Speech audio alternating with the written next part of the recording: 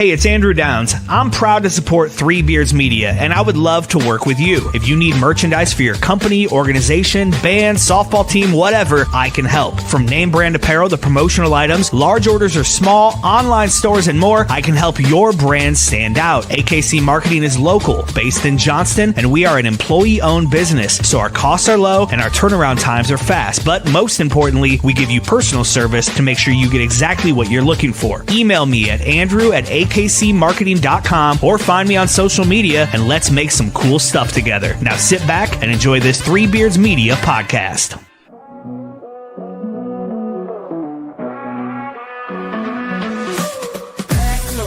Hit the road again. 2 mics, 1 train, and a long time plan. From the bright lights flashing down in Old City City to a 2-drink minimum in the town, so great. Plus non-fly on the interstate. Truck stop coffee keeping us awake. Midwest roads, yeah, we know them well. From Des Moines to Chi, got stories to tell. Late nights, bright lights, open mic fights. Killing on stage, then it's back to the flight. From the cornfields to the Vegas Strip. Ain't no stage where we don't fit. Billy and Willie's workshop, welcome inside. Where the jokes are sharp and the laughs collide. From the neon glow to the small town dive. Comedy's the road that keeps us alive. Yeah, comedy's the road that keeps us alive. Billy boy, what up? What's up? I like this background for you. You like? Hey, I'm in my kitchen, and there's Luigi back there. I know it, Luigi. I saw Luigi before we went on the air. I got an eye on. He thinks I'm a CEO. He's liable to put 2 in the back of my ear if I don't watch it. When you moved your head the right way, I was like, oh shit, Willie, turn around. There's fucking. It's like the strangers. You know how I got him, don't you? You should tell the audience this story because it's a really good story about frivolous spending. Yes. Okay. So I've been going to Vegas now for like 40 some years. After me and my wife got married, she started coming with me all the time. So this is like 25 years ago or so. I'm out there doing a show. And we would go out every night. We would go out and gamble and drink and have fun. We were younger. So one night we went out and, let me flash forward after this. One day I'm sitting in my living room and I look and a big truck pulls up and it stops. I'm going, what the fuck? And they pull out, looks like a giant coffin, giant box. And they bring it up and the guy says, we got a delivery for you. And I said, what? And he goes, and I open the box and it's Luigi, this waiter I got. So now let me flash backwards. We got drunk one night. I mean, really drunk. Ended up at the Flamingo. I walked into a gift shop, as I remember.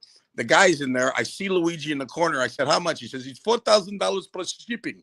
And I said, I got $1,200 cash. Sold. So I bought him, and I completely forgot because it took like 6 weeks for him to get here.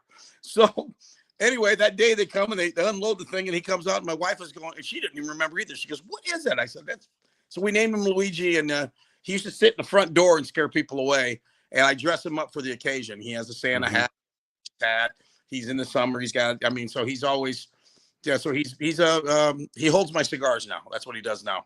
And he's back in. Here's how much money did you make that week that you fucking forgot that you spent $1,200? It's one thing that you forgot, you bought something and forgot about it, but you forgot about spending $1,200. Yeah, it was well. What the thing was, I made good money that week, but we got drunk and we were playing craps, and I don't know. I must have did well at the crap table that night. That I had $1,200 cash, and I walked in there and we just bought him. And then, so fucking funny. 25 years later, he's still here. So yeah, Luigi. Yeah, you know what? That's true. Like, how many things in your life did you spend $1,200 on that you don't have any clue where it is, what it is? Like, yeah, you've probably spent $1,200 on some fucking on like a night out somewhere at some point in your life.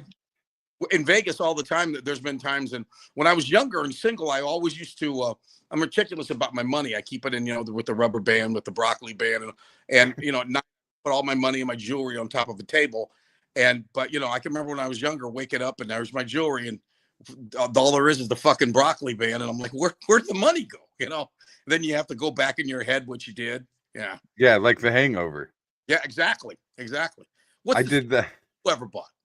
I remember my ex-wife came with me on this gig, and I got fucking hammered, and I made, I don't know, like $500 or $600, and it was all, I had a whole bunch of, I sold a bunch of t-shirts, it was a bunch of cash, like a wad of cash, and by the time we were done, went back to the room and stuff, like there was no food anywhere or anything, and I just remember fucking being hungry, trying to eat, going down to the vending machines and buying a bunch of stupid shit out of the vending machine.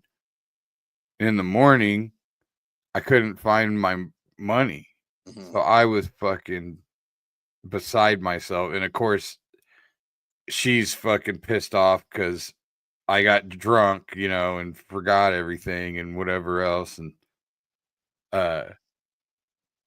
just look, I mean, I was paying. I went to the vending machine, see if I left the money on top of it or something. And then eventually I reach into I realized I had shorts on under my pants. And the money was in the pocket of my shorts. I got to tell you a weird thing that happened to me about 3-4 months ago. Really fucking weird. And I'll make it as short as possible. We're in the process of remodeling 2 of our bedrooms upstairs to make one. I got a dressing room in one of the rooms, and Jenny's got another room. It's just a dressing room. And so we're in the process of taking Jenny's room all apart. There's a bunch of stuff in there, just a bunch of stuff that I have to take out. So while we're doing that, we go to San Diego a while back to see my 95-year-old sister. We have a good time there. And anyway, when we go to pack up to leave, I have a pinky ring. You've seen me wear it forever. Always. Yeah. My brother Johnny gave me that to me 25, 30 years ago. I mean, it's my good luck charm. I kiss it. I can't find the fucking pinky ring in San Diego. I'm panicking. I'm turning the house upside down, the hotel upside down. Can't find it. Come home. I'm distraught. Now I'm thinking shit. So a week later, I'm up there trying to clean this room so Jenny can have her dressing room. I get the room all cleaned out, nothing in it. I go in one last time because somebody's going to come in and paint it. And as I'm standing there looking, in the middle of the room, on the floor, right in the middle of the room, is the fucking ring. Now, I don't know. I mean, I don't know if I packed it in a suitcase and then I put the suitcase in the room. And then when I picked up the suitcase, I don't know. But it was sitting in the middle of the room. I thought I lost it forever. I do believe in spooks. I do believe in spooks. I do. I do believe in spooks. Fucking weird, man. Do you believe in spooks? Do you believe in that shit? Do you think that there's like? I believe in my family. Yeah, I believe they're talking to me. I have weird shit all the time. I can tell when my mother's getting a hold of me because my mom had diabetes and she used to scratch her fingers all the time. They would itch and she would scratch them like that. And every once in a while, I'll do that, and I feel like it's my mom trying to get a hold of me. Huh? Yeah. You got any weird? I don't know. I think it's all bullshit. So are you that thing set till once you die, that's it, lights out, it's over with? It's weird because I've had so many different theories on all of it. Like, the thought of there being nothing and the thought of there being something that created it all, both of those thoughts are insane if you think about it. No, exactly. So it's hard for me to believe something didn't ultimately create everything. So I've always considered myself agnostic. Yeah. But as far as like what happens after death, I feel like if it were possible for people to like stay around, like if like people be watching us right now, yeah, I think it'd be impossible for them to be happy. Yeah, exactly. So like if suffer. Yeah, like if heaven is if heaven's this place people go and they're up there watching down on you, they can't possibly be happy up there. Yeah. If everything they love's down here. Now, you know, of course they're reunited, right? With Yeah. with whoever. Maybe that's good enough. I don't know. So like, I find it hard to believe that that's happening. Mm-hmm. I can believe it. Maybe, I can believe your soul goes someplace and ends up someplace else. yeah, or like, I think reincarnation's more likely than like heaven and hell. I do too. I do too. Because I think that it's more likely that energy just kind of sticks around. Yeah, because Like, you can put logic into like heaven. Like, I mean, the fact that so I'm gonna get up there and I'm gonna know my great great great great grandfather who died when he was 22. Is he still 22? yeah. Doesn't fucking make sense. Like, I remember my dad saying one time, like, he thought that you go up and you forget about when you go to heaven, you forget about everything that's on earth, and you instantly have this know everybody that's there, right? Yeah. And then when the next person dies, you instantly know who they are. Yeah. Wow. And I'm like, that's like, I used to think that everybody's life was like a 2-hour movie to people in heaven. So like, someone in heaven can go watch the movie of someone that died before you can go watch the movie of your life. Mm-hmm. And by the end of that movie, you're there with them and you guys are watching another person's movie. Did you ever see the movie Albert Brooks is Defending Your Life? I did. That was a great movie, I thought. Fantastic movie. Oh, here comes my question is when people die and you go up there, like my brother died when he was 3. Yeah. And I've always thought how great it would be to go and meet him. But then I think, is he 3 years old? Because if so, that forever, sucks. yeah. I don't want a 3-year-old tagging along all the time. So what fun is that going to be? What if he's like the fucking baby from Roger Rabbit? Like he looks 3, but he's 200 years old, so he's fucking got the cigar waiting for you. Hey, Chrissy, let's have bossing a drink. me around. Yeah. Bossing me around as my big brother. I got the Auntie Dodie clause, and the Auntie Dodie clause is this: my Aunt Doris, we call her Auntie Dodie. She was my godmother. She was married to my Uncle Johnny for like 20 years. He got cancer, died. She got married again to my Uncle Dale, who she loved as much as Uncle Johnny lived for him 20 some years, and he died. Then when she died, she goes up to heaven. Well, there's Dale and there's John. What's going on? Who's Auntie Dodie with?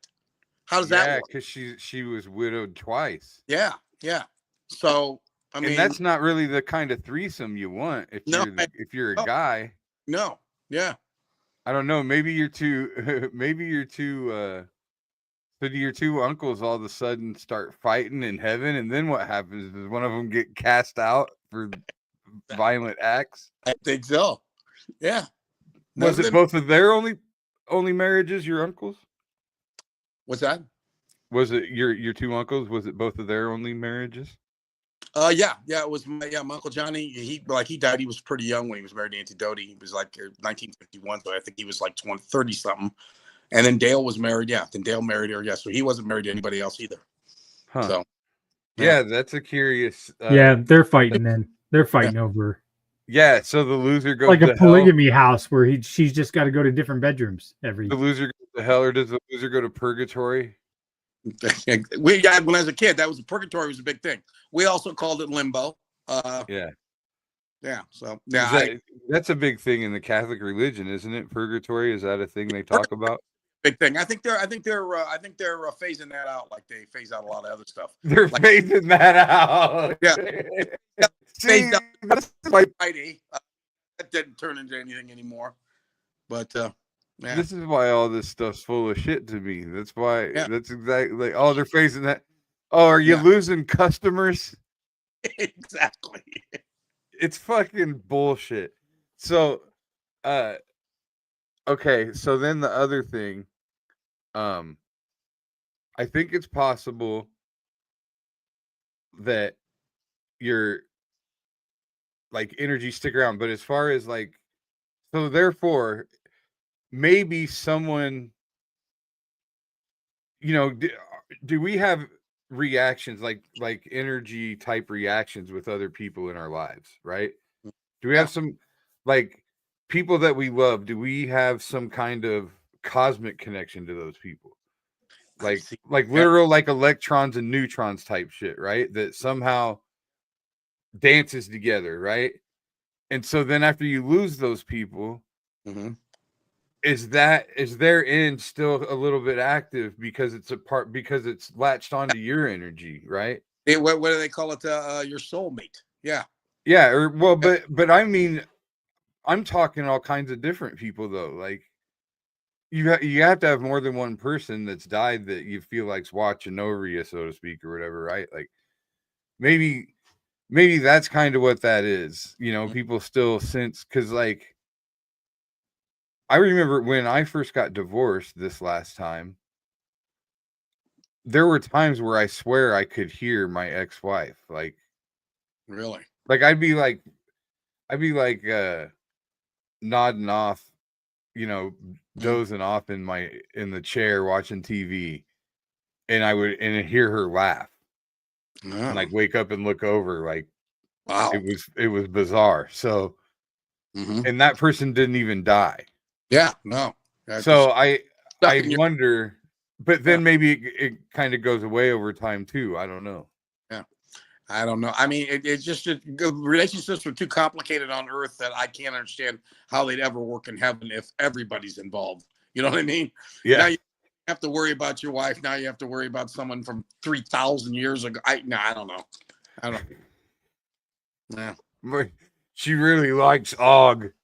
Fucking Og came over here. Guy's got it fucking hung like a saber-toothed tiger. But tug invent wheel. Tug. All you ever did was sit around and write jokes. This guy was fucking making fire for the first time. Exactly. You useless piece of shit. Exactly. Yeah. And look how muscular he is, and it's just from being alive. It's fighting a saber-toothed tiger every fucking day. That'll get you jacked up. Shit. Look at him, he's hung like a woolly mammoth. Is that a horn, or are you just glad to see me? Do you think? Yeah. Give me some of that tusk, baby. That's right. Do you think they would? Do you think they did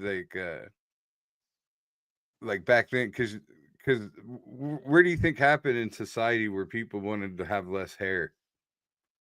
Well, like you hear all kinds of stuff about like back in the day how things changed. Like less hair made you more attractive. Obviously, I think if you look like a werewolf, then all of a sudden it's like, ooh, I'd look better with no, you know what?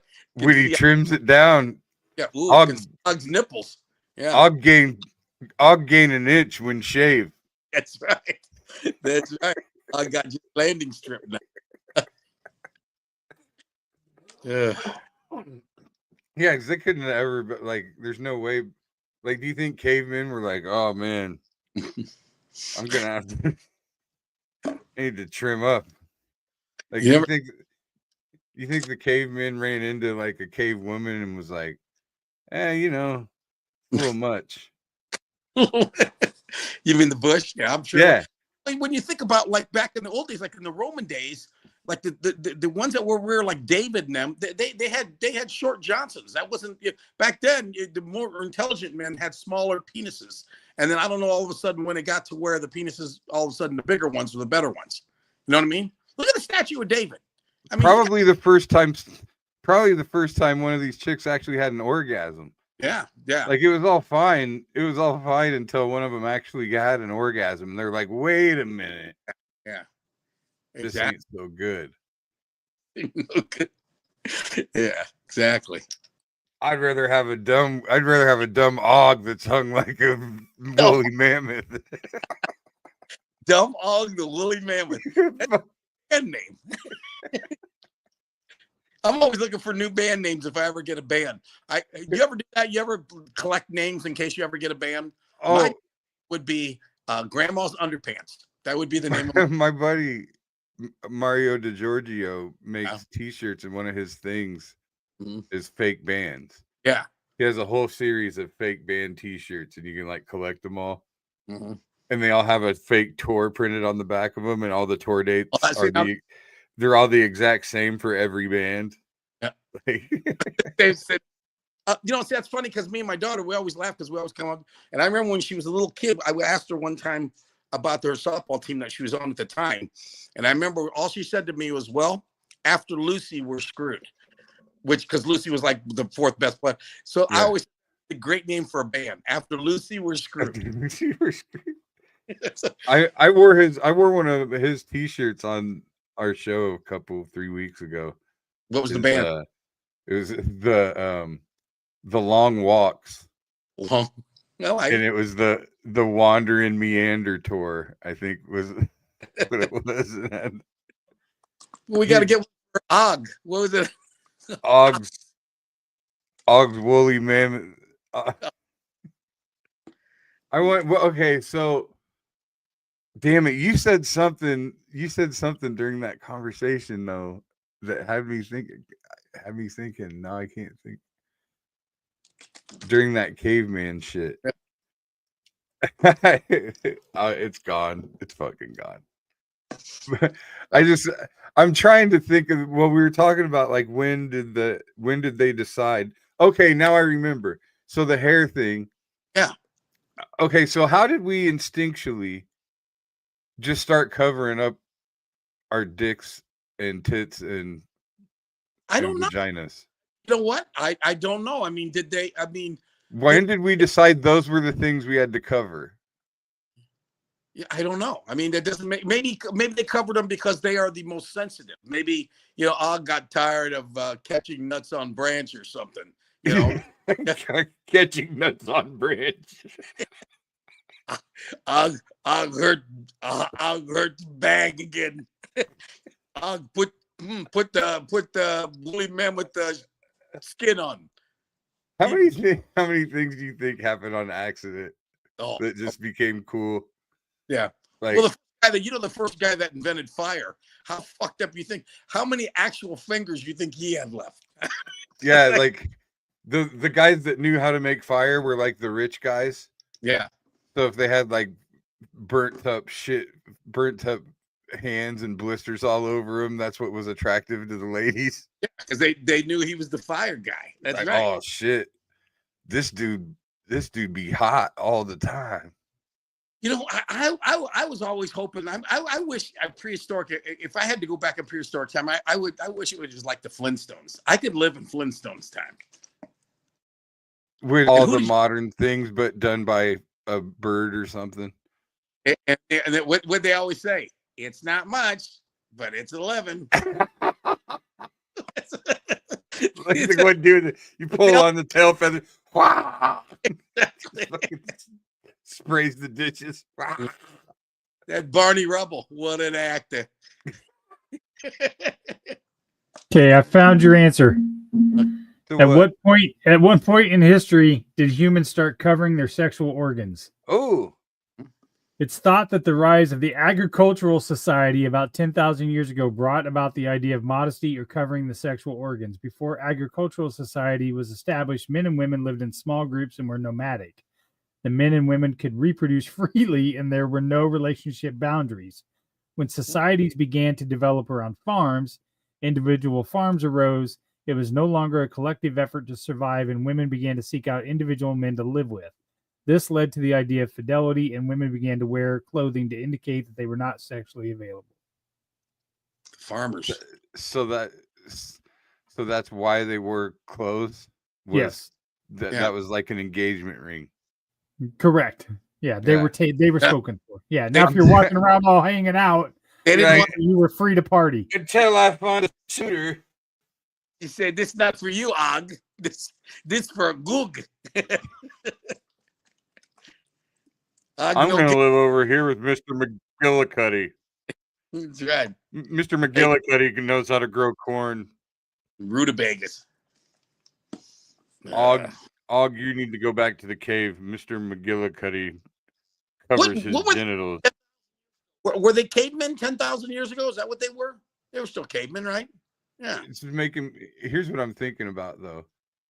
The first thing that popped in my head when he said they started covering their genitals when there was when they started having farming communities. Like what happened? Like The beanstalk went right up his ass. He started covering it. I'll cut nutmeg on rutabaga. Yeah, there's something. Somebody gets impaled by some kind of stick or something, and then to cover up the hole, they stick like a fucking bone in there, and then all of a sudden piercing your nose with a bone was cool. Yeah. Like, how does it go? Is it prehistoric? How do they go? The paleo something or in the Paleolithic? Yeah. How does it go caveman wise? What's the order? Cro-Magnon.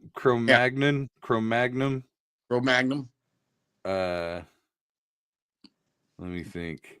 Then it goes Shaq. Neanderthal. There's Neanderthal. You can say Shaq. Do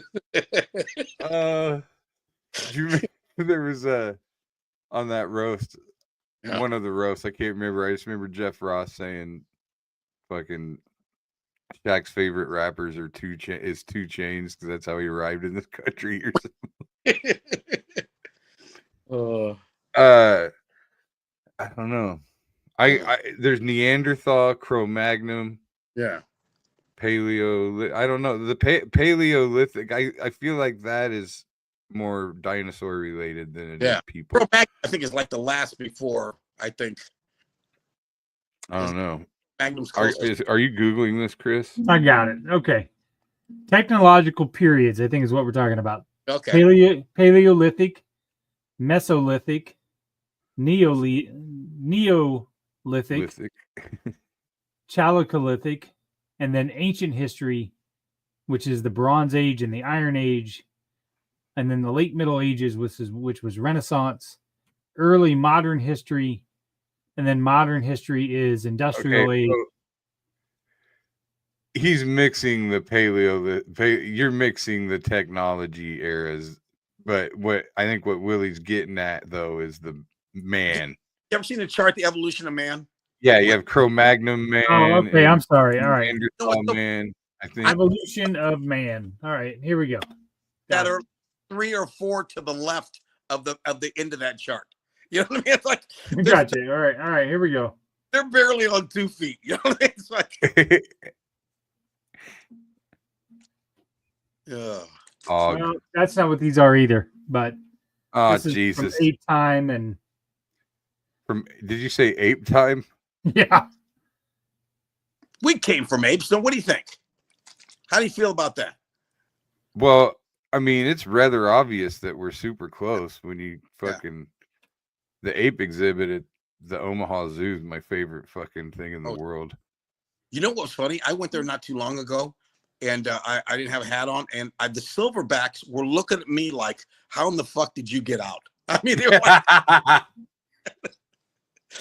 they literally were looking at me like, "You got to get back in here." Dude, I watched him do a medical exam. Yeah, they took it back where they show them how they. Yeah, did you see that too? Yeah, because you did the show for Henry Dorley Zoo, right? Where they I actually haven't done the show for the zoo, but I got the guy's number because he said, like, he told Bush, I think, to tell other comics to give him a call, so I did. Yes, exactly. Did you go see that too then when they did the medical? I've done it twice. Yeah, unbelievable. They brought us. You got to feed the crocodiles backstage, and yeah. You see the picture of me in with the penguins. Yeah, I've seen that. Yeah. But would they take you back there and it shows you how they give them like a treat and then they'll raise their hand and they'll do some stuff, so they'll give them a shot. Yeah. And then when you get that close to those apes and you watch them like fucking around with each other and you see the power, it's insane. Well, they weigh 600 fucking pounds and it's all muscle. I know. I saw them in a back room like with a tire, and they were jumping in the tire and hitting each other and shit. And it was just, it's like being in the front row of an NFL game. I was just amazed at how, like they get heart disease like we do. Like that's their number one killer or whatever, basically like humans. And they're giving them this heart exam and they have like they're reading, they got like a chip in them. Yeah. and it sends all the results to like somewhere in Minnesota, and they're like constantly monitoring their hearts and all that. It's fucking crazy. Gorillas and chimps, they live like 40, 50. I mean, they can get up there in age, can't they? I think so. Yeah, I think they get to. I'm not 100%, but I think apes can. I'm sure we've talked about this where I saw this tortoise that they had there named Fred that was like 98 years old, just on a corner. And I'm thinking to myself that, yeah, if there's a God, he's not fucking paying attention. I mean, I can't imagine them coming up to him and saying, hey, God, we got animals. Well, how old? Well, make the tortoise 100 and, make a chimp 50. And, hey, what about man's best friend? Yeah, dogs. Yeah. 5 to 10. I mean, I think it has to do, if you think about it, I think the things that live the longest are the things that move the slowest. I think you're right. Exactly. Like, yeah. It just goes by like the speed at which they move around. Chris, like how much energy they expel, There are some things on this earth, and they're in the sea mostly, that actually live forever. There's and I don't know what, some kind of amoeba or something that they look like, because I was looking up one time the lifespans of certain things, and there's some kind of thing in the water that can literally live for infinity. Well, there's no way to know that if it outlives everybody. Yeah. But I mean, but there's like fish that live to be 200-300 years old. Yeah. Yeah. Insane. Like big ones. I think some fairly big fish. Yeah. They didn't get to be pretty old. Huh. Yeah. You know what? This getting old though. I turned 69 Saturday, and this getting old sucks. I mean, it's not good. It's not, I mean, it's really not. Every day it's just something fucking else. It really is. So you don't look at it like a blessing? No, I know. Fuck no. Everybody says, oh, yeah, thank God you're one day. I don't know. I mean, every day I wake up and there's like a little pain here, a little pain there. And, and then you always go right to the fucking deepest, darkest place. Oh, that's cancer. Everything's cancer on me. Yeah. I wonder, I mean, do you just, the older you, I mean, are you just in constant? Everything hurts all the time. I mean, a little bit, not a lot, but just enough to annoy you. You know what I mean? But like, are you in constant fear of that? Like, honestly, like, are you just, is your mortality like at the front of your mind all the time?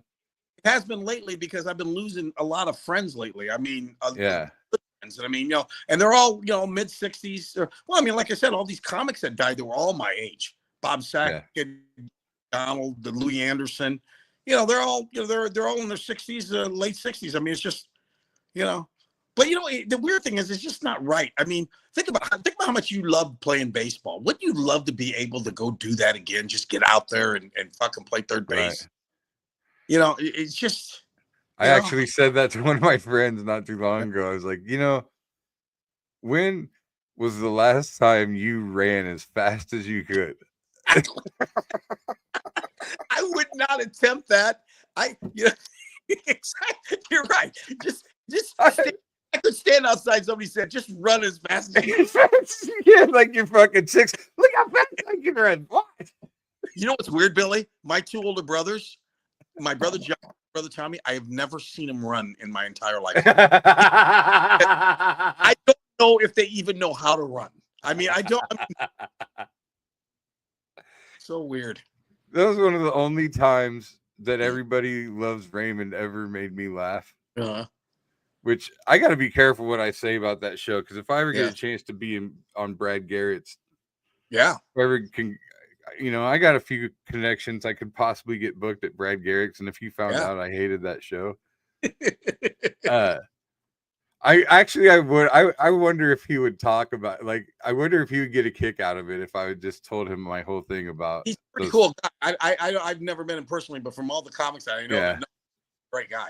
If the subject ever, I wonder if you get a kick out of my whole theory of those fucking my wife shows, like that whole just group of fucking.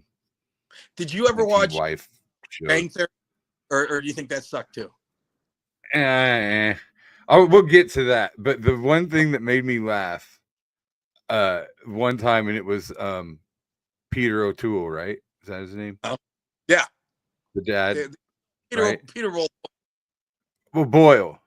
Yeah, Peter Boyle. Yeah, Peter Boyle. Yeah, Yes. And he was the lawyer in Where the Buffalo Roam. Yeah, exactly. Yeah. Yeah.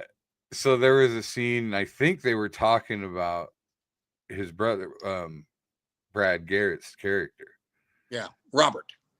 And he said something like, "Oh, I always knew he was gay," or something. Like he was saying he was gay.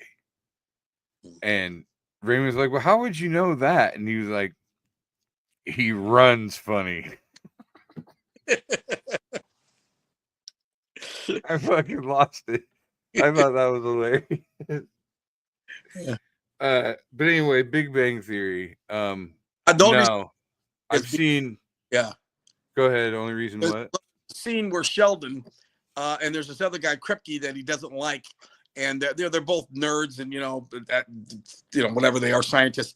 They get into an argument and by solving it, they were going to play basketball against each other. And it is, for the physical comedy, it's one of the funniest things. It's like Jerry Lewis funny, where their body just moves in a way that where you just you fucking like when did you ever see Jerry Lewis as a boxer and he got in the ring, he was trying to fight? I think I remember those kind of clips. Yeah. I mean, just a physical comedy but they're trying to play basketball and it's hilarious. I mean, it's just one of the funniest. I bet that is funny. Yeah. I hate it. You know what's coming to town? And I thought about this to tell you. They're coming out with the senior Olympics are coming here in town, and you can get in them. And they got softball and they got basketball. My problem is I don't want to play with the 65s. I've got to wait a year because I want to go with the 70s so I can be the youngest one. Because I'm 69. I don't want to play with no 65-year-old fucking youngster and fucking break my ankles. Well, you got to think if they're competing on that to that extent, they're probably in pretty good shape. Yeah. Like they're probably trained. Down and play softball, not baseball, because that throw, I mean, yeah, I was not too long ago, I was on a baseball field. Where was I? I was out at the old Sec Taylor, and I was standing over by third base, and I could barely see first base, let alone think I could throw a ball. Yeah, I couldn't. I don't think I could make any throw accurately. That's for sure. Like at some point, your muscle memory just goes. Like we were shooting baskets this past summer at my dad's house. I can't hit the broadside of a barn. Like I should be able to just stand. I could walk into a gym and hit 8 out of 10 free throws. And right now I'm not even close. Yeah. And then you got like Tom Izzo still fucking shoots like 100 free throws a day or some shit.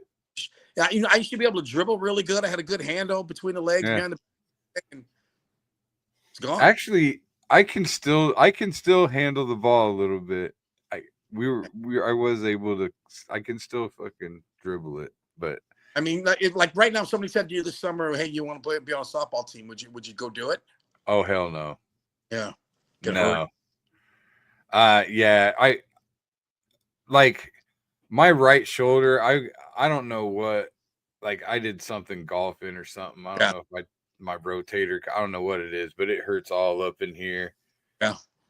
And I didn't want to do anything about it until like I was done golfing for the year, and then now here we are about to start golfing again, and it still hurts. So golfing, where you try to power through it? I don't know. I mean, I probably because I mean, it's not. I don't know. I guess it's not to the point where I can't stand it, but it is annoying. I know at any given time something could just fucking snap and kill me at this point. I mean, I like even like my daughter will go next door to the basketball court. She said, "Come on over," and I'm like, "Nope." Yeah, one crossover. There goes ACL. There goes the fucking Achilles. Something. I'm not. Well, and that's what I notice. I think with age, a lot of it's the flexibility. Yeah. Oh yeah. There's not. You have to like probably really work on your flexibility all the time if you want to keep any like elasticity or whatever. I have none of that. Like I'll play golf with my dad, and he's 69 too, and he probably his full swing might be 3/4 like. And I still, I'm still bringing the club all the way up. Yeah. So, Well, that's cool. That's why the old guys always hit it straighter because they don't fucking swing near as hard. Yeah, the drive 79 yards, but it's right in the middle. Yeah, but it's straight. Yeah, exactly. But by the time you get up there, you're both pretty much on the same score. Exactly. But I finally beat him this year. Oh, really? Yeah, I'd never beat him before, and I finally beat him once. Well, yeah, that's pretty good for him to get all the way to 69. Because shit, my daughter started kicking my ass in softball about 10 years ago. Well, I never golfed with much frequency though, like until the last couple years. There was a time I got halfway decent when I could for free for a little bit, but like you think you play a lot this year? Yeah, I'll play a lot for sure. I'll play at least once a week. I'll come out with you. I'll just ride in the cart. Yeah, it's cigars and booze. I mean, you should love the golf course. I got that down. That's a piece of cake. Wait, you said on here one time why you never golfed. My cousin took me out because he was my best friend. And, that's right. Yeah, kept yelling at you. He ridiculed it. Like I told you, the best swing I had was when I tried to hit him with the 3-wood. Yeah, that's right. Ridiculed me and then once I thought a couple times I wanted, but then I realized that to be good at that game, I mean, it's a fucking full-time job. Because I can't go out there once a week and shoot 100 every time. I don't think I'd enjoy that. You'd be surprised if you let go of expectations. Yeah. It's the only sport it's the only thing I've ever sucked at in my life that was still fun. Now, do you play with the same guys? Most of the time, yeah, at least one or two of the same guys. All my old cousins and all my old friends, I don't like them enough to go around and hang around with them once a week. You know what I mean? I'm that guy now. I don't want to. I mean, I wouldn't mind my wife. I mean, I wouldn't mind. I still belong to Echo. I mean, if she ever wanted to do one of those, you know how they do the couple thing at night. Where you belong to Echo, but you don't golf. Yeah, I belong to Echo for the last 50 years. And like you got a scholarship. Yeah, exactly. Yeah, my buddies. Yeah, I'm kind of grandfathered into there. Grandfathered in, yeah. You got you're the made man membership. Yeah, there you go. Well, fuck, why am I never golfing on your scholarship then? What do you call it? I used to do a lot of shows for him. Hey, you've done some shows for me out there. Oh yeah, I did. Ronnie had me do a couple things. Yeah. I remember doing stuff with you. He even had me by myself a couple times. Yeah, exactly. Yeah.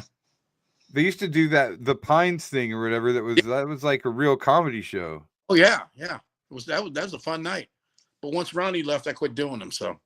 Yeah, and I remember seeing. There was a couple of different times I had a couple of different moments doing those shows. There was one where, my ex-wife's uncle was in the audience, and I was talking shit about her on stage, and I was like, "Oh shit!" There's, and then, another time, all of a sudden, there's my dentist.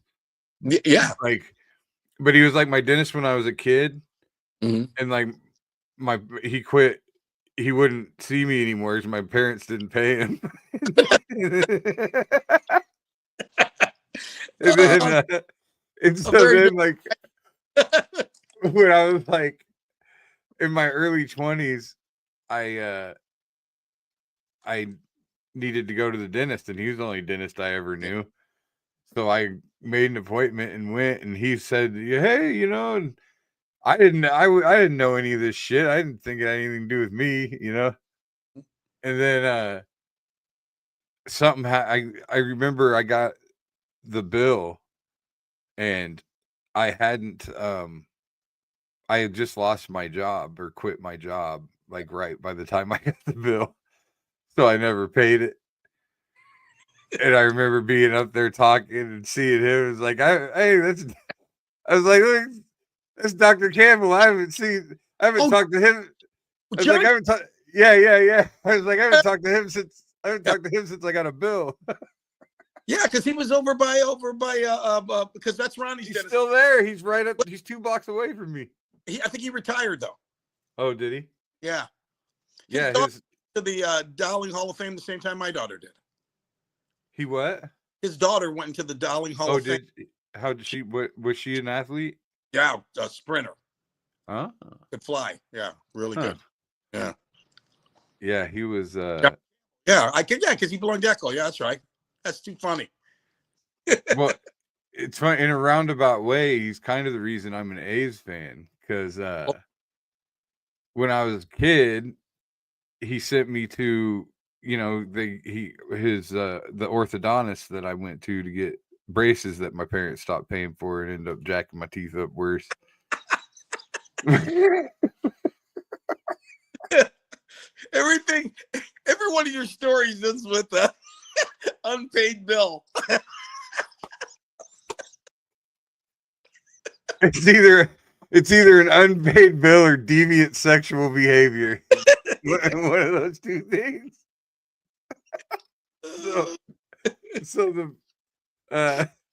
No, I got braces. I had an overbite, right? And so at first they just put braces on my front 4 teeth. I had a gap in my 2 front teeth. Yeah. So I just had braces on my front 4 teeth, and I had to I was supposed to wear the headgear to straighten out my overbite and then get the rest. Well, I hated I never fucking wore it. So that never straightened out. And so I never got the rest of the braces. Mm-hmm.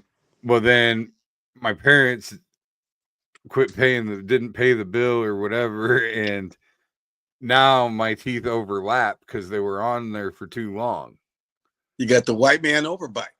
And so now my 2 front teeth overlap a little bit. Yeah, I'm dancing.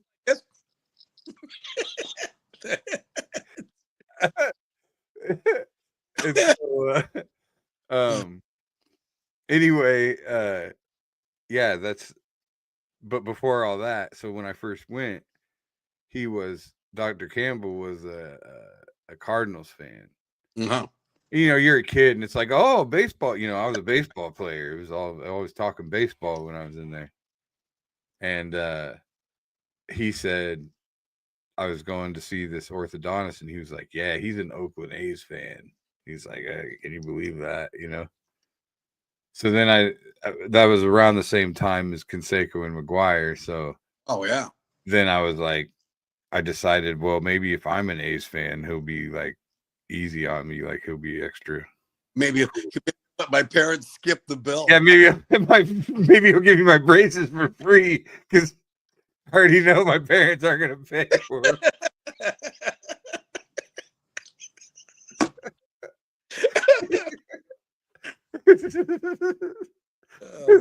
So yeah, that's how. Teeth are all right. I mean, you have like that kind of face where you don't see your teeth anyway. Well, my dad,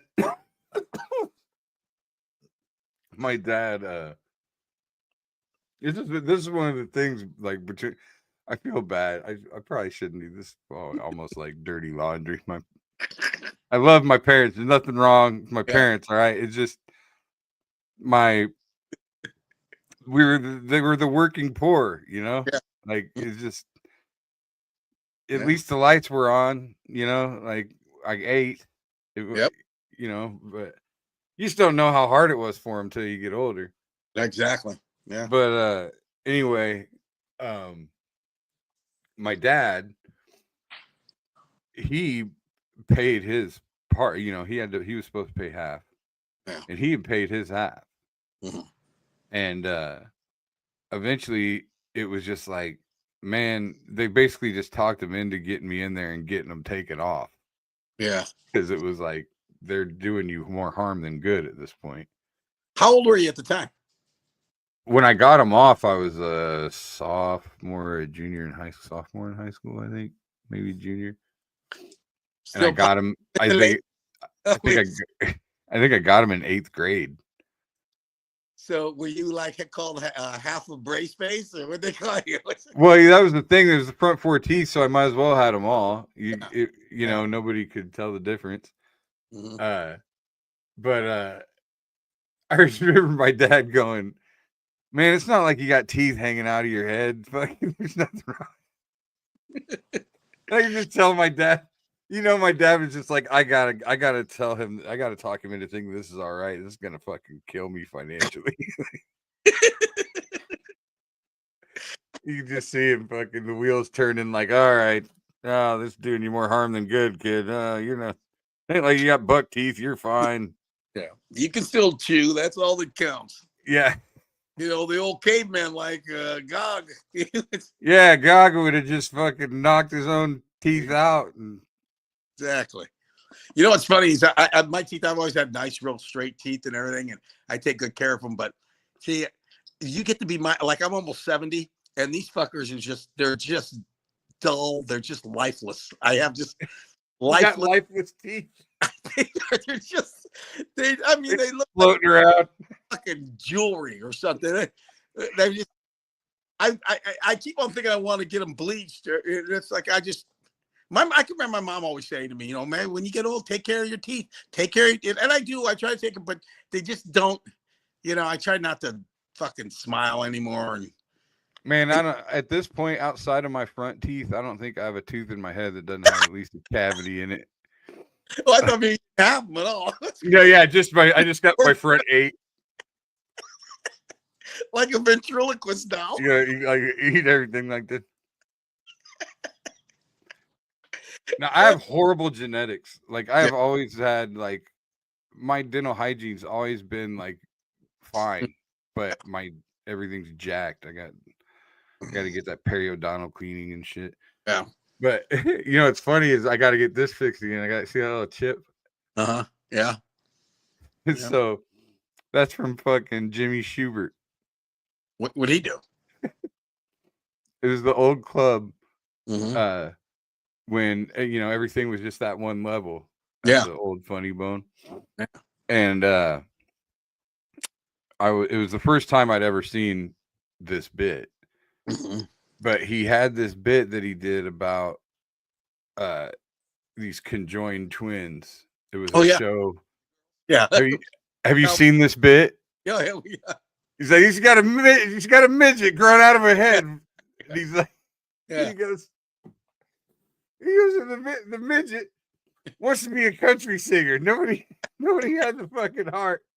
Yeah. Tell her. No said had the fucking heart. Okay. You know, most country singers, he's like, what did he say? Like Dolly Parton, Shania Twain, Leanne Rhymes. No midget. It's funny. He's like, so what do you do? She puts on a big, like 5-gallon hat. Yeah. Stuff the midget in there and she gets up. He's like, oh, that's a funny bit. Maybe I didn't love you quite as much as I should have. But you were always on my mind. That's what. So how'd you crying? Like I'm crying while he's doing the whole bit. Yeah. And then he goes, so then what does she fucking date? You know, at some point he's gonna want to date. Like you go on a date with her, so you gotta get the midget something too. Like you're just sitting there like, so you want to be a country singer, huh? Here, midget, here's some cheese sticks.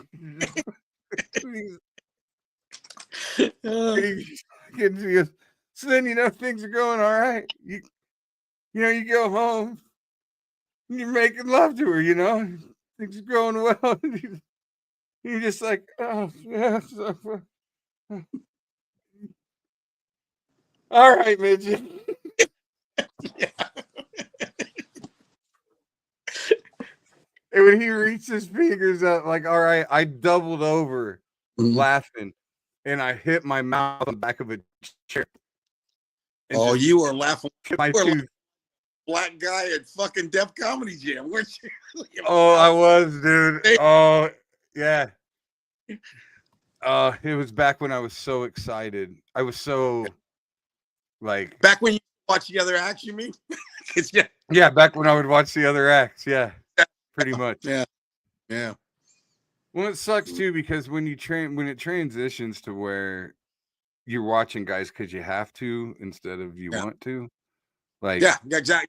When you're like I'll usually watch if I'm headlining, I'll watch the opener because I don't want to repeat. Like something happens in the room, Right. I don't want to repeat some shit they said and look like an idiot, you know, or whatever.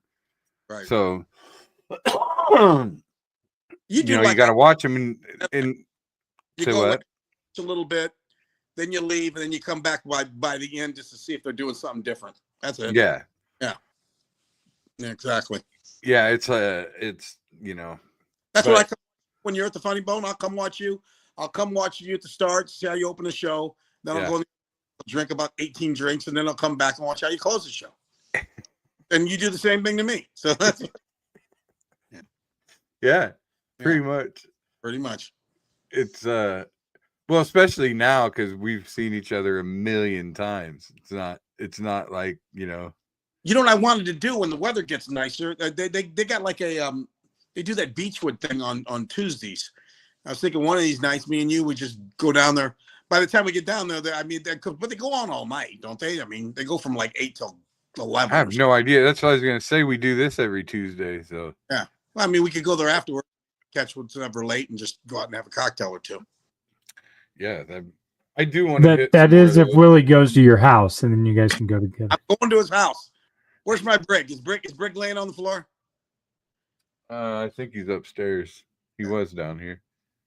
What was I gonna say? Oh, so here's the thing. Mm-hmm. I was going to announce this. I just received the contract today. I am recording a special on November 15th in Colorado Springs. Very nice. Yeah. You've heard of the open bar specials, right? Yeah. Yeah. So I'm doing an open bar special via half hour. It's kind of the antithesis of the dry bar specials. Everybody's doing the dry bar. Those are good. I mean, yeah. You know what I mean? You don't have to, yeah. Very the dry bar specials are all squeaky clean, and the open bar specials are just no holds barred.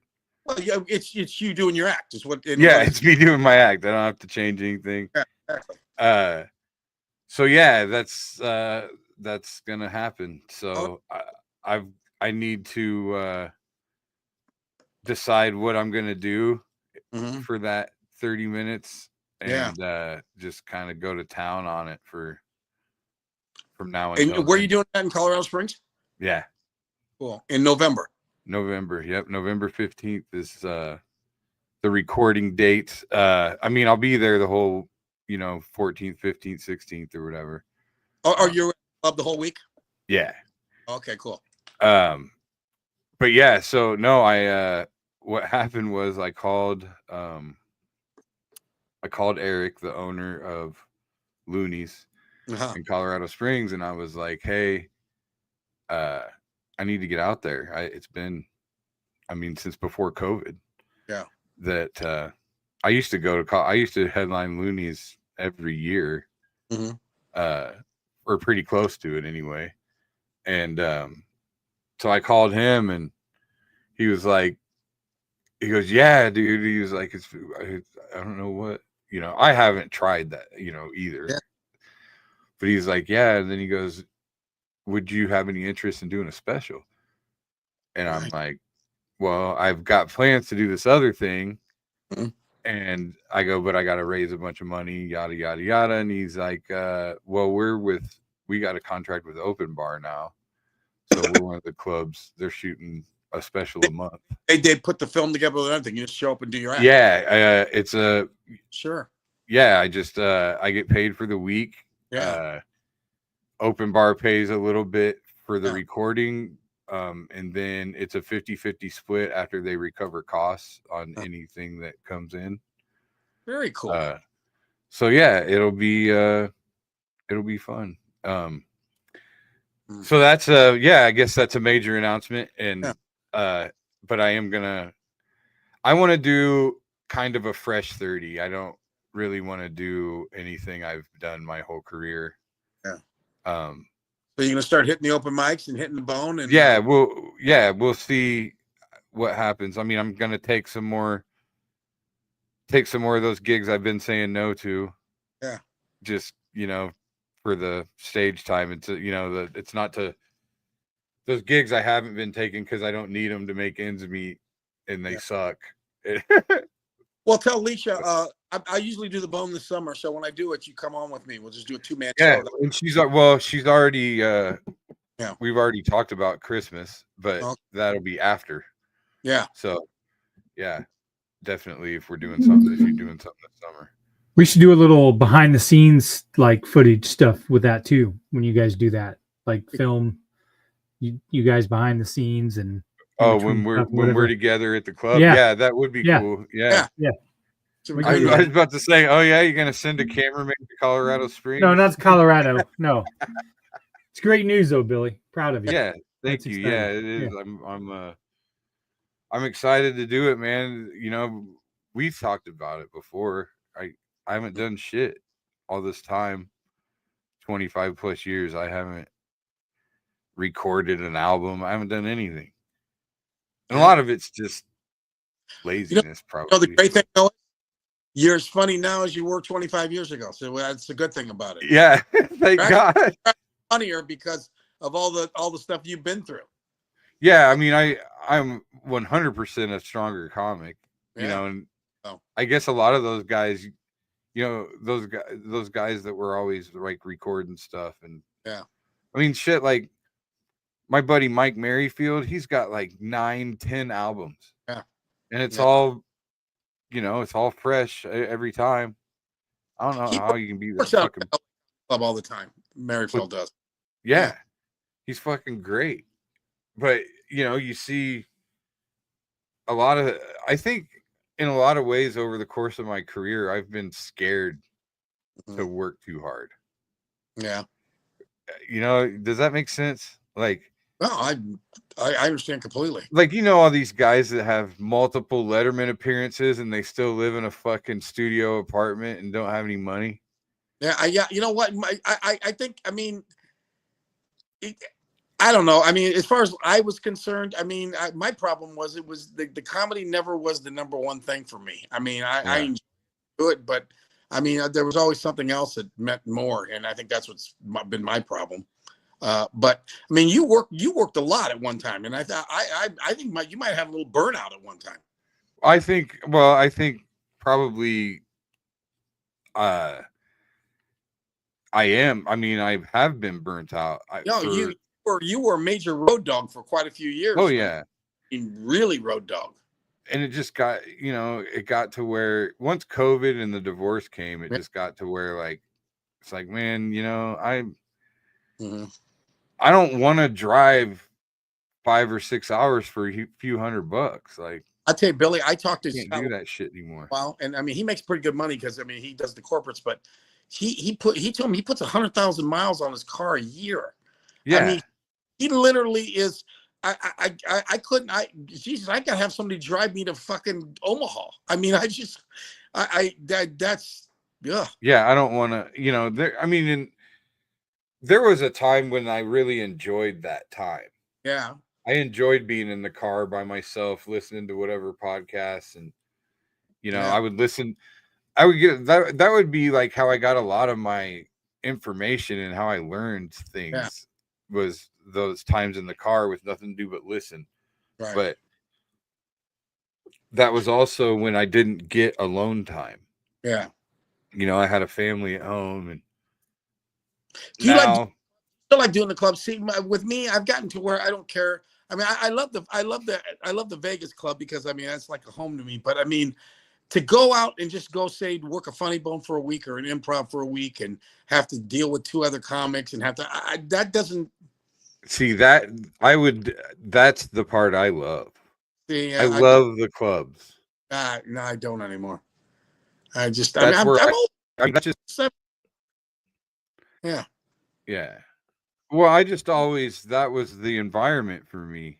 The club's that's where I thrive. That's where I like to be. Like that's where the best comics are. Like that's where you I mean, it's just the best shows. You have security, you have fucking just it's all you set up. And you have, I mean, you have competition to where it does push you. I mean, if you're in a club, if you're around, that's why I do well in Vegas, is because there's always guest sets every night. There's always good comics coming in. There's always, so it makes you stretch your comedy muscles. It makes you, you know what I mean? Yeah. I mean, and then sometimes I don't want to do that. I mean, sometimes I like the corporate stuff where I'm the only show. I want to be the only pretty girl in the room. But well, yeah. there's Vegas is a lot. There's a lot of crowd work in Vegas, right? I feel like a lot of those local comics feel like you're just supposed to do crowd work. Yeah, you know, it's insane how much crowd. I mean, there's comics that actually put out albums called crowd work. Yeah, so with you, you do so much crowd work. Mm-hmm. Do you get a bunch of people in front of you doing fucking crowd work when you're out there? Yeah, but I just do it better. Yeah, I mean, that's the thing. You're the best. The guys at the club, though, actually know what I do, so they kind of steer the comics away from that. Kind of like, okay, we know what Willie does, so you know, your material. And in Vegas, the shows are so short. It's like, you know, your MC is doing 10, and the middle act is doing maybe 15 to 20. So, you know, even if they want to do crowd work, they can't do that much. You gotta fucking take me. You know, I don't do any fucking crowd work. You know what? I used to all the time before you were around. I would take those guys and I know it, and they fucked it up. But yeah, but they don't do it anymore because there's so many comics that live in fucking Vegas. Right. They only bring one guy from out of town because they don't have to pay for anybody else to do anything. Exactly. Yeah. It's territorial out there. Oh. The locals, I know, they get a little cunty. Yeah, I mean, you're at that point. I say, you want to go to this club and do a guest set? You're beyond the guest set. You don't need to do that. I would never ask you to do a guest set. No, I want them to fucking pay me. Exactly. Exactly. I ain't going for free. Yeah. Whatever happened to Atlantic City? What happened is the guy that was the booking guy, he gave it up to another booker, and then a new booker didn't know who the fuck I was, so then he started putting all his friends. So that's what happened. Then you're out of the loop. That's the business. Yeah, that's the business. Yeah. What's up, Chris? All right, we're gonna get a break here, and then we'll come back with our questions of the night. So, do any of them have anything to do with the cock size of a woolly mammoth? They do not. No, I did not. I just happened to not. I'm just glad we didn't step on your feet. I was worried. Yeah, I know. I would have been upset if you guys would have stolen my thunder on that deal. So, all right, let's get a word from our sponsors from the AKC Andrew Downs Marketing Studio. Making great tasting bourbon requires the perfect combination of ingredients, conditions, and time. The longer it rests, the better it tastes. Revelton Distillery's new single barrel bourbon is made from 80% corn, sourced 100% from Iowa farmers. And unlike mass-produced bourbons, each barrel of Revelton's single barrel bourbon is unique, proofed on when it tastes best. As they like to say, it'll be ready when it's ready. And to ensure the highest standards of quality and flavor, owners Rob and Christy Taylor oversee the production and bottling. Every single barrel. Iowa born, Iowa aged, Iowa bottled. Try the new single barrel bourbon from Iowa's own Revelton Distillery. ReveltonDistillery.com.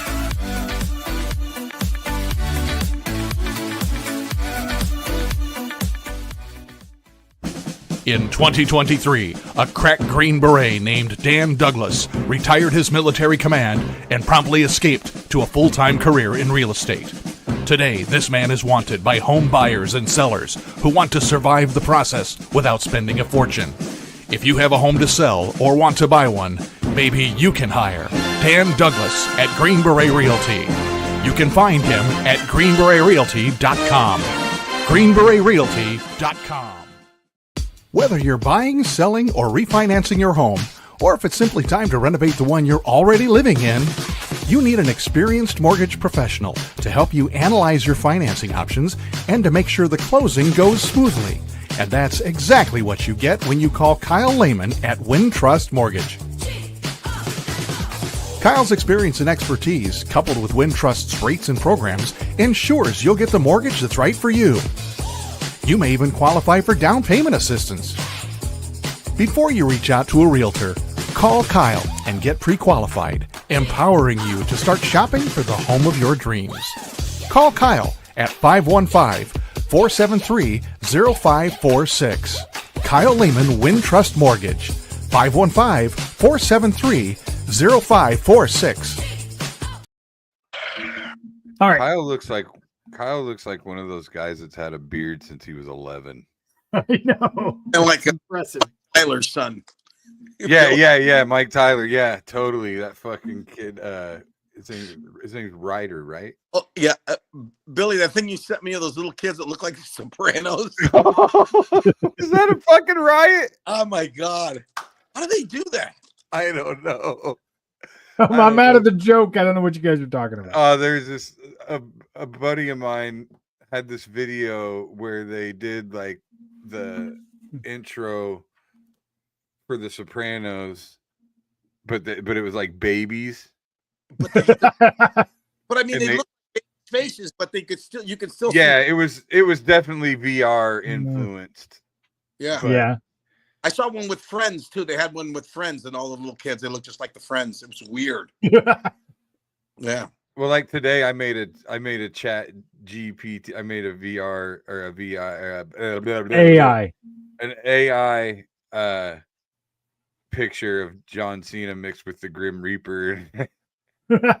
I posted it and Send Chris Sopranos out. That's cool. yeah, I posted it and said this is going to be how John Cena shows up to his next Make-A-Wish. I ask you a question. How do those people watch that wrestling shit and get into it? It's just weird. I mean, Okay, I'll defend it. To me, it's no different than watching a movie. It's a plot. You've got good guys and bad guys. It's no different than watching a television show or a movie. It just happens to be with athletic. Yeah. What it is. That's what it is. It's what it is it's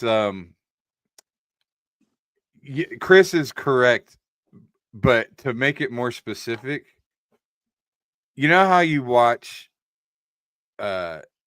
women watch Hallmark Christmas movies and Lifetime movies, and everybody Willie knows does. how Willie watches that. yeah and half of the reason you watch them is because they're so bad, because like you watch them in a kind of satirical plot. way. You know what the plot's going to be before the plot even shows up. Yeah, and you watch it.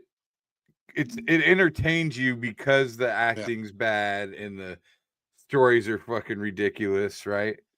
So wrestling is like the male version of a Hallmark. It's not like a movie like Chris says. It's more like a Hallmark movie, but for dudes. Okay, here's the only thing I don't like about it. When he kicked him in the nuts, okay, that was kind of cool, and even the throwing him around is kind of cool. But then when they always get him down and they do like the 1,000 punches in the head that don't come close, you know, it's like you're not hitting him. I mean, it's just keep throwing. Well, him around. now we'll back up here for a second, because that Travis Scott guy that was in there with him, The rapper, when they had him pinned down and he hit Cody Rhodes in the head, broke his eardrum.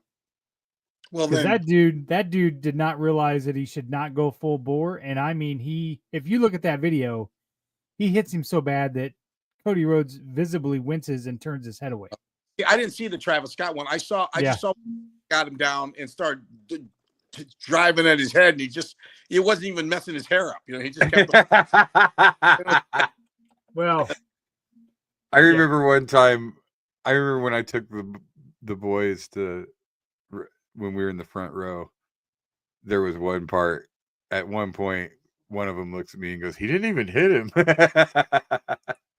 I'll show you the punch, because he legit hits him here pretty bad.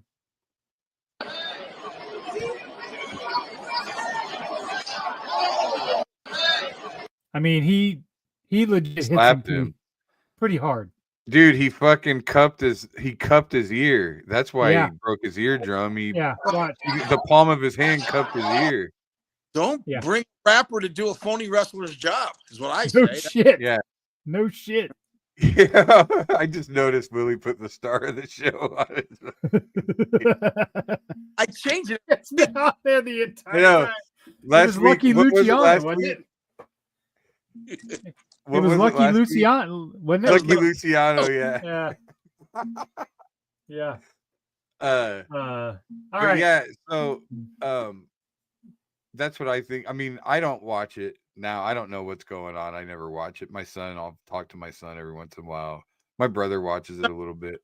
Watching your I watch the pay-per-views and I'll watch it with the boys every once in a while, but I watched it a lot, late 90s, early 2000s when it was Stone Cold and it was the Attitude Era.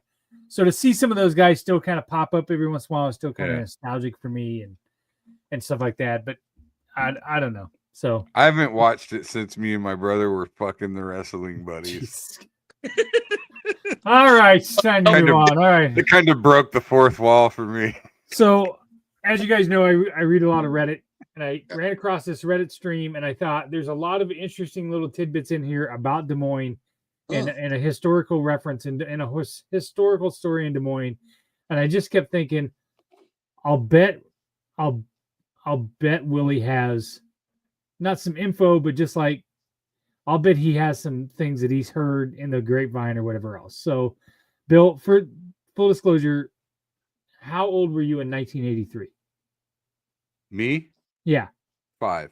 Okay, so you probably don't have memory of it happening. You know about the story, but you probably don't have a lot of memory of it. Well, a Shasta Cola cost a nickel, and so jump in the covered wagon and head up there to Wynn Supermarket. All right, I'm going to read part of this, and then we'll get your reaction. So this gentleman says, last night after sending my last Reddit post, I saw the name Raul Answer and started reading the other Reddit posts about this person. While reading up on Raul Answer, I noticed that he was suspected of being involved in the killings of Lillian Randolph on Mother's Day in 1965 and Diane Schofield, who was found on July 10th, 1975. Both women were found dead inside their car trunks with 12 to 13 stab wounds near the airport. Raul Answer was also suspected to be the driver of the van that took Eugene Martin. I started to Google and do more research to find out more about Raul Answer when a Google search name came up with a Facebook post from a group called Remembering the Joker's Lounge. Search for Raul. This person is asking people, anyone remember a Mexican named Raul Answer? Notorious Des Moines gangster, used to come here a lot and get in many fights. So yesterday he wrote his Reddit post eliminating suspects, and I just couldn't see any truth in Paul Bonacci story that he was the car in that car that also abducted Johnny Gosch. And well, let's now start connecting some dots. The Joker's Lounge was owned by Pete Bonacci, Paul's uncle. The Joker's Lounge was located on Euclid Avenue from 1978 to 1983 and on West Broadway in Council Bluffs. The Council Bluffs location did burn down by an arsonist, but was rebuilt. When you keep reading the post in the group, you'll come along a post regarding Paul.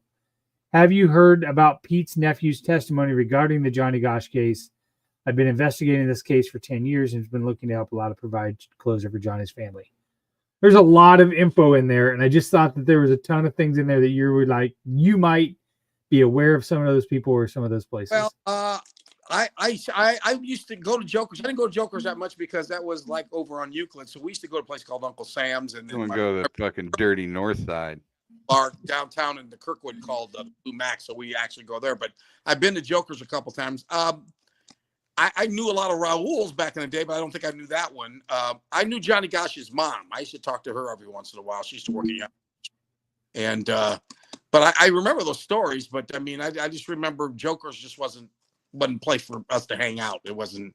There was a lot of shady fucking people over there. So yeah, I remember that.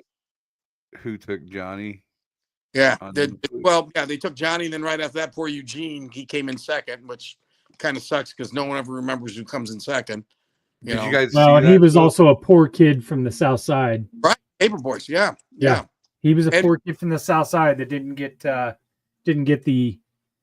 press. No, the variety, yeah. Well, his parents, his family didn't make the stink that Johnny Gosch's mom did. I mean, Yep.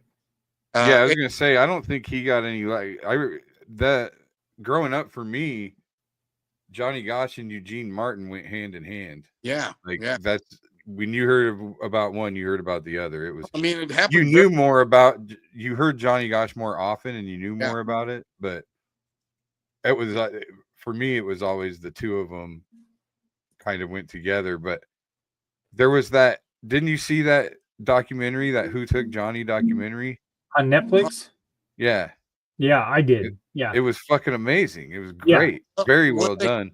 What are they saying? I mean, his mom always thought that he got into child porn and then became an actual porn guy. Yes. There's a Yeah. fucking, there's like a place in Colorado that they Yeah. found where they apparently kept a bunch of kids in the basement or like crawl space or something underneath this place. And there's like carvings in the walls. And where I think they talked about in that documentary that there was a third kid in Des Moines, but the police never believed it because they believed he was a runaway.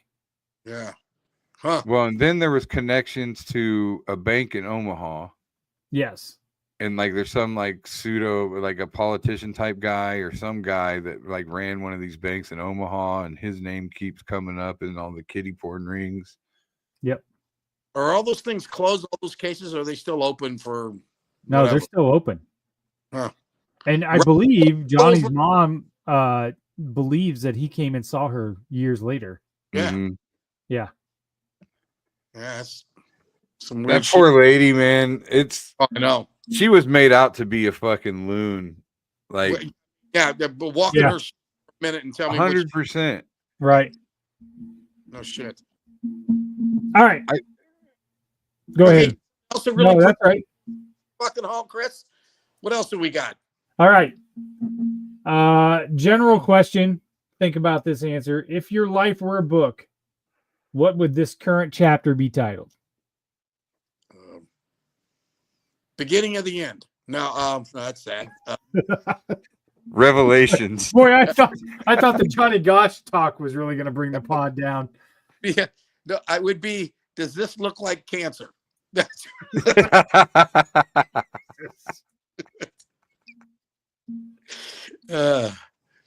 Wow. Yeah, I guess for me it would be third quarter. Into the third quarter. Hey, Into Billy, the third quarter. mine's sudden death overtime. It's what Actually, I think I would call it the seventh inning stretch. That That's fits right, more yeah. your. Yeah. I think that's a good spot. with a courtesy runner on second. That's what mine. Yeah, the extra innings, the California rules. That's right. Mine would probably be called Friday because somebody once told me that if you condensed your entire life to the 7 days of the week, where would you be? And I'm like, well, shit, that's fucking depressing. Yeah. I mean, Yeah. I'm probably sitting on Friday afternoon at this point. It depends on when you start the week. If you're, because you're supposed to start it on Sunday. You're on Friday. I'm on the second Monday. I start Monday. Thank you very much. Yeah, that's what most people start the week Monday. They don't. Yep. Sunday's considered a weekend day for most people, but I think technically that's supposed to be the beginning of the week, right? Well, some calendars are like that. Yeah. So, Yeah. I don't like So- that idea. That's an even worse idea. Yeah. Saturday is always the last one on the calendar. Oh, well, then that I need to resend my answer. Yeah, I like- Sunday's always on the left. I like Fridays better than Saturdays because Saturdays I feel like I'm in the middle. I always like the beginning of things. So to me, Fridays are like the beginning of the weekend, and that's when you're more excited because you. Yeah, there's potential. Yeah, it's like we talked about the months. I mean, I like May. I mean, it's not quite summer yet, but that's the whole thing. It's the thought of summer. You're at the start of it. I like the start of things. I always hated Sundays growing up because I had to go to school Monday. Sunday fucking sucked. Didn't feel Sunday like a week. scaries. The Sunday scaries are real. Just Oh yeah. I haven't done my homework yet. Oh, I fucking. I used to not do my homework just to prove a point that I didn't have to. I just see Billy laying up in his bed just with a butter knife trying to pry his braces off while he fucks that. I remember making myself laugh because, like, like the teacher would give some assignment and everybody'd be like, "Ooh," somebody'd always be like, "I ain't doing it." fuck that, I ain't doing it. And I just start laughing like, oh, well, you'll show her when you get an F. You'll fucking show her, won't you? But anyway, what was the next thing you had, Chris? All right, last one. This is from the Ask Men Advice Reddit stream. Do I suck as a wife? I've been married to my husband for 17 years. I'm the primary breadwinner and always have been. I've never liked cooking or traditional roles. My husband has always cooked and does the laundry. I don't like that type of work as it gives me anxiety, so I supplement my deficits with frequent sex. He never really complains, but I wonder if this is a tactic that is acceptable to men. Sometimes I just elicit a sexual favor knowing that I don't want to do the laundry. It's kind of like a distraction because his love language is physical touch. When he is sexually satisfied, he doesn't seem to care about the workload. Do I suck as a wife? Is this manipulative? Well, no, sucks as a wife. As we think about it, I mean, I think I don't think she sucks as a wife because, like she said, that's his love language. Yeah, you know what? Bottom line is, physical touch. Happy here? Is everybody spent? Then I think we're okay. We're all. Well, and if she's the breadwinner, why wouldn't he cook and clean? Yeah, exactly. Yeah. You know. Agreed. As far as I'm concerned. I mean. Sounds like he's coming out ahead to me. I mean, most guys in that situation. The only replies issue are hysterical. The only issue though is like it's manipulative if it's at the expense of things. You know, like if they can't really afford a new couch, but she wants a new couch, so she sucks his dick and gets a new couch, and now he's in debt. Sounds like me. She's buying the couch too. She's buying the couch anyways. I think all what? Boxes are fucking checked here. I think everybody's getting everything. Yeah, I mean, I think we're good. She just needs a little that attitude. The replies. Yes, sir. You're the main breadwinner and you put out frequently? ? Marriage goals. Somebody said, my friend wants to know if you have a sister. Oh, shit. Who'd want a wife like that? Oh, the 4 billion men in the world proceed to form an orderly queue in line. Yeah. Exactly. See. Yeah, where do I sign up to be a stay-at-home dad who gets frequent sex? Raise my hand right now. Yeah. I mean, laundry, I like to cook. I hate cleaning up though. The weird thing is I like doing all that stuff. I like cooking. I like cleaning up. I love the iron shit. I mean, it's insane. I like, I don't like to clean up. I like cooking. As far as laundry goes, I just don't mind doing laundry, but I'm not going to do it until I have to. Like people that do laundry every day don't make any fucking sense to me at all. Like why do you have wife. Well, that is my wife. Why do you have multiples of everything if you're gonna wash it every day? That's me though. I'm OCD. I do that shit every day. I mean, I'm crazy. If you could see the way fucking two of you in that house, Willie. So what do you want? What's a load of laundry? 2 outfits? Pair of socks. Some under. Do you guys do multiple wardrobe changes throughout the day? Costume changes during the day. I'm like Cher during the day. I have different costume changes. Like for me, like jeans. Mm-hmm. I don't wash jeans like frequently. No, you shouldn't. Yeah, that's not jeans frequently. No. So I mean, none of that shit. In my room, we'd run into. Go ahead. I just have nothing dirty in my room. I mean, right now in the kitchen, my wife's not here, but I washed every dish. Everything's put away. It's like I what do you call it? I swept the floor. I did the bono on the floor. I'm weird like that. I do my hotel room. If you go to my hotel room, you wouldn't think anybody's staying in the hotel. The maid comes in, doesn't know what the fuck to do. Just walks around, looks around, leaves. And you still tip her. I'm just weird like that. That's my OCD. That's my thing. I just like little things. I'm that guy. Like if you walk into a room and like let's say there's a book on the table it's got to be at a certain angle. Like if you came in and kind of moved the book over a little bit to where it wasn't It perpendicular. wasn't aesthetically pleasing to you. I'm the guy that has to move it back. It's Like weird. fucking Mark Summers. Yeah, I don't know who. Mark Summers was the host of Double Dare on Nickelodeon. You know, now I know exactly who that is.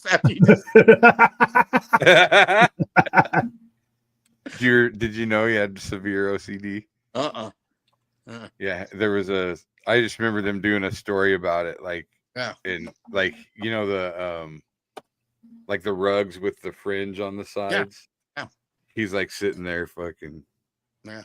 Well, see, I love it, but I try to contain it. I mean, I try to but like if you get in my car's like always ridiculous. It's always nice. It's everything's put away. I mean, it's just a weird thing I do.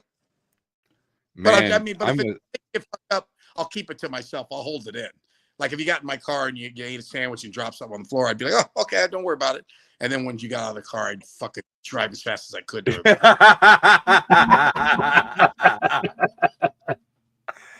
No wonder he hasn't been here in 4 weeks. Probably, right?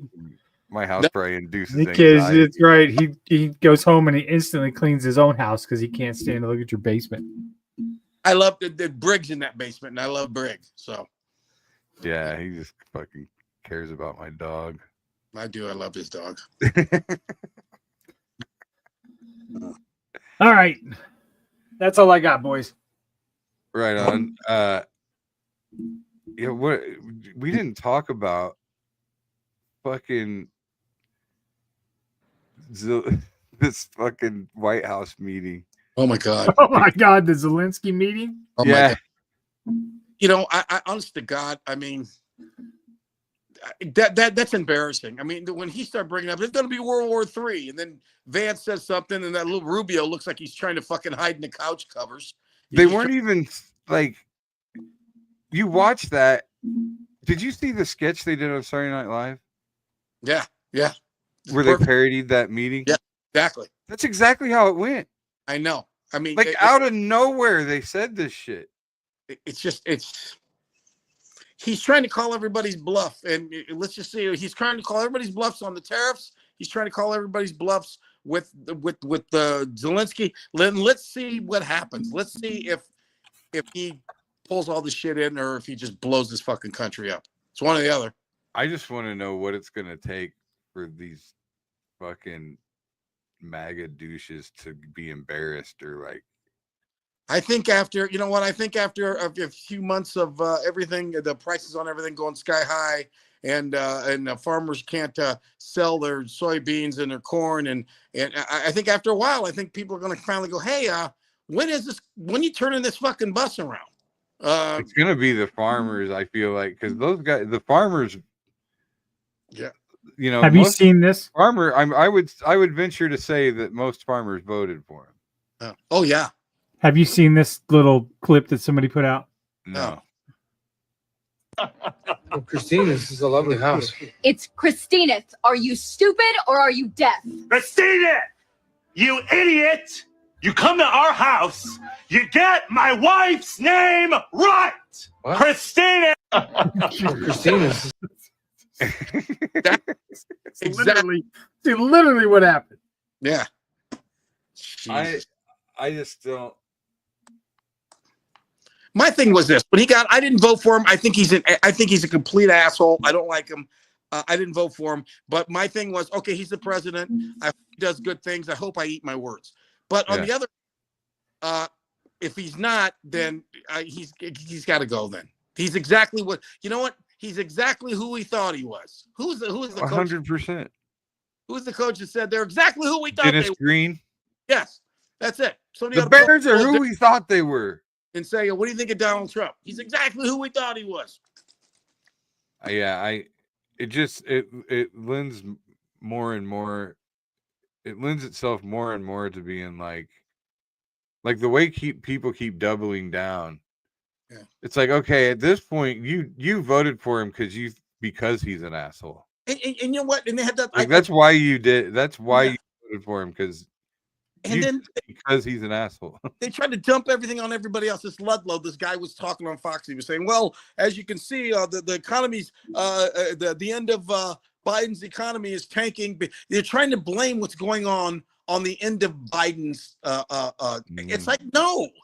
When he left, things were here. They're down here now. It's not a continuation of what Biden's doing. It's everything what he's doing.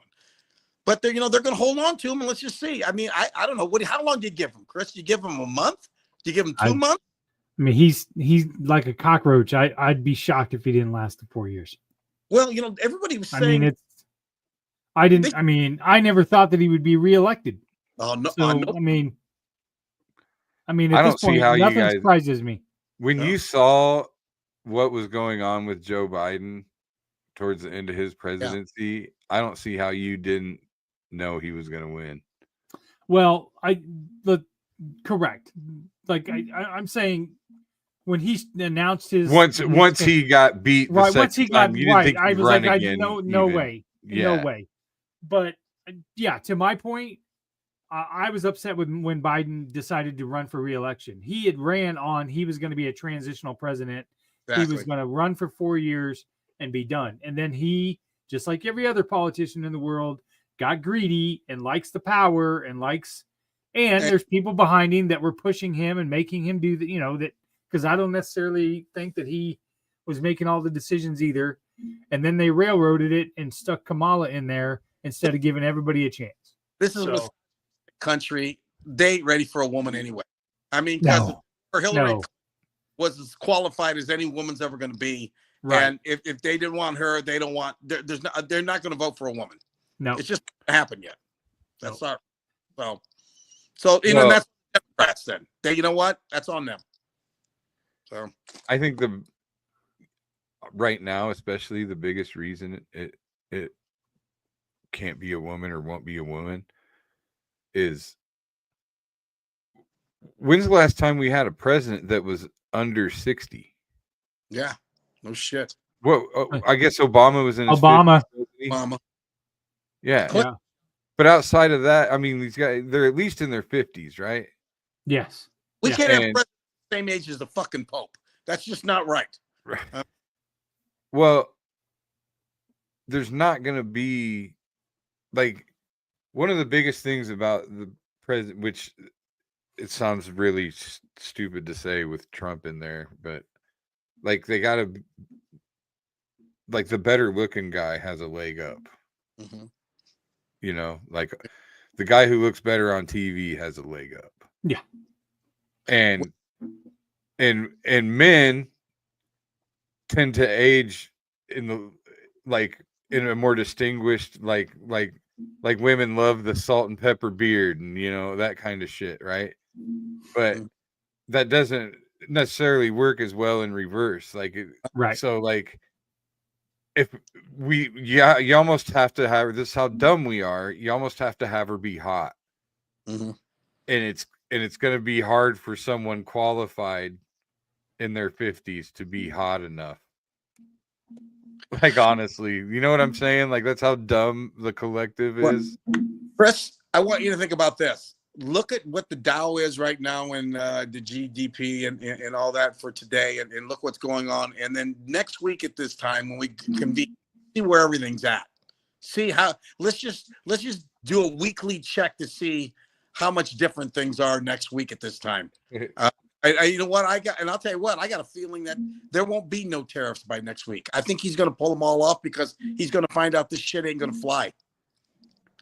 So what's he going to do? Yeah. Well, unfortunately, I think that it's going to be too late to unring that bell. I think he'll just keep doubling down because he's got too big of an ego. Yeah. Well, when has he ever admitted that he made a mistake? No, he doesn't. Well, he'll find somebody else to blame. He'll turn around and say, well, he said I should do this. Or I fired so-and-so. They advised me to do the tariff, so I fired him. Right. And I never heard of that dude before. Yeah. I don't even know who that is. Yeah, exactly. So, all right. Next week, then, guys. I'm going to be over Billy's house. It's going to be fun. It's going to be 75 degrees on Tuesday next week, Bill. Oh, there's no reason why he can't be at your house. Is it? How do you know that? The 10-day forecast. Oh, that's a crock of shit. Nothing's fucking 10 days. They can't predict anything 10 days out. Shut up. They can too. It's never correct. Watch when we get to that fucking 10th day. Take a All right. screenshot of that right now. And All when right. we get there, I want to see if it looks the same. Yep.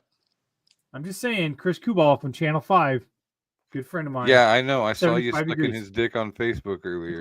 Jeez. That's just not nice. My guy always gets the I weather right. He's never wrong. Okay. Here Ah. we go. His Billy, Doppler's Billy, better why than do you you. let him talk to me that way? Billy. Why do you? Billy, His go Doppler. get your wrestler down, Billy. It's time for you to get your wrestler down. I'd take his Doppler. Yeah. I'll take the whole Doppler. Make it go away. Oh, Jesus. Or Yeah. I'm gonna put you in a hole for 10 days for the forecast. What's your forecast? Suck my Doppler.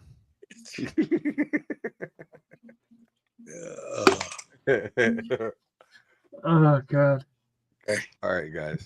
My wife wonders why I come upstairs and my face is all red and my blood vessels thinks you've popping just out been- of my forehead. Thinks you've just been is furiously jerking off the whole time you've been down there.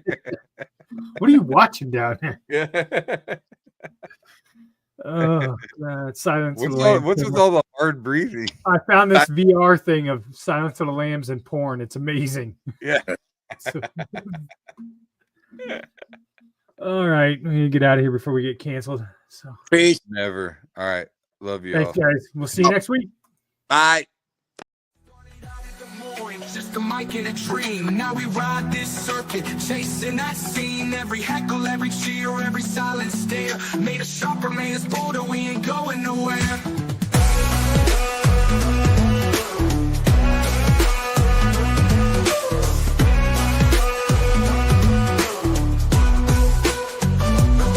Billy and Willie's workshop, welcome inside, where the jokes are sharp and the laughs collide. From the Vegas stage